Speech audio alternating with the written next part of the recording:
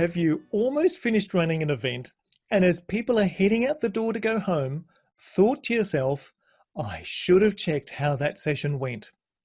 What's one simple tool that we can use to do this?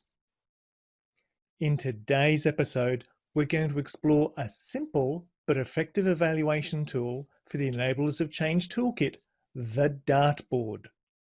As the name suggests, the evaluation dartboard uses the picture of a dartboard to ask a few simple questions to determine whether the event missed the mark, met the expectations, or exceeded the expectations of those participating.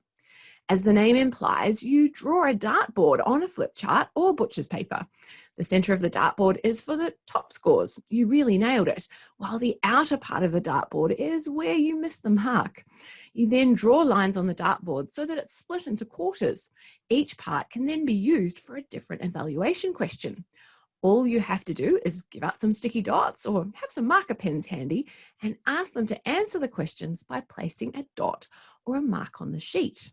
We've got an example template here from RMPP in Beef and Lamb New Zealand that evaluated the change in knowledge or understanding, the confidence, the workshop process, and finally the motivation to make a change as a result of the workshop.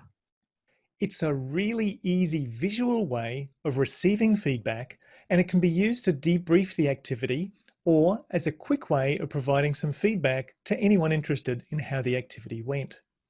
However, there are some things you need to prepare beforehand, so here's a couple of tips for using a dartboard effectively. It sounds way too obvious, John, but make sure you have some dots ready to go or enough marker pens to go around so participants can answer the questions easily on the dartboard. You might laugh, but I've been 10 minutes from starting an event and realized I had left the sticky dots behind and there weren't enough marker pens. This just increased the time needed for the dartboard activity and so may not have been a problem, but I find that these things can make a difference to the smooth running of an activity, or at least to my stress levels. Oh, Denise, I can relate to that. The second tip is to think carefully about the questions you want to ask beforehand. They need to be able to be answered easily and make sense on a rating scale. Usually the dartboard is split into quadrants, so you have 4 questions to answer, but you could use less or more by dividing it up like a pizza. But don't overcomplicate it unless you really need the data.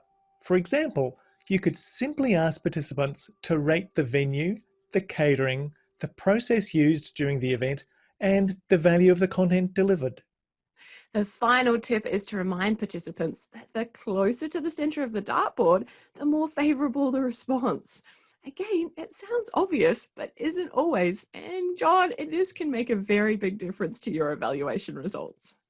There are some great resources out there that give you some example questions and some templates that may be useful. So we'll put a link to those in the show notes. So this has been a short episode to give you a simple evaluation tool for checking how your event went. And we'd love to hear from you. Add a comment below the episode and tell us about your experiences with using a dartboard. What tips would you include? What questions have worked well? We don't want this just to be a one-way conversation, so please join in by sharing your thoughts and ideas with us. Thanks, folks, for joining us on this Enablers of Change episode. Remember to subscribe if you'd like to know when new episodes are available. And if you liked what you heard, please tell your friends so they can join the conversation. All the best until we meet again.